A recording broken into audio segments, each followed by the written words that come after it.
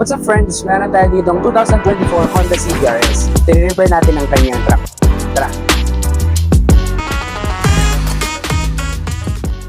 So meron tayong brand new 2024 Honda CTRS. Ang ipapa-repair ni client dito ay kanyang trunk lid panel. Ang plan ni client dito is papatakpan niya yung mga butas ng ducktail na nakabit dito sa trunk lid panel niya. At pakakabitan niya ito ng panibagong spoiler. So tara, i-plug weld natin ang mga butas. Start tayo na i-dismantle itong trunk lid panel ng 2024 Honda CTRS. Ang plan ni Sir Aris ay ipa-plug weld niya ang mga butas ng nakabaklas to make it sure na walang ibang panel na matatalsikan ng MIG weld. At kung mapapansin nyo, merong mga masking yung mga bolt na tinatanggal ni Sir Aris para hindi ma-damage or magasigasan itong mga to. And ayan na, dismantle na itong trunk lid panel, so start na to ng plug weld. So kung anong step ang ginawa ni Sir Aris dito sa unang butas, ay ganun din sa mga susunod. Meron pala itong 9 holes dito sa trunk lid panel niya. Ipa-plug weld niya ang metal piece at iga-grinder.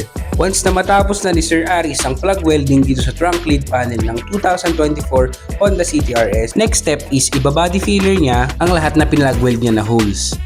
So ayun, na-plug weld na ni Sir Aris lahat ng butas at na-finish niya na lahat ng minig weld niya dito sa trunk lid panel ng 2024 Honda CTRS. And then body filler na rin siya, and then skip na natin ang painting procedure at pinatanggal na rin ni client ang kanyang PPF or paint protection film para ma-spray painting itong trunk lid panel niya.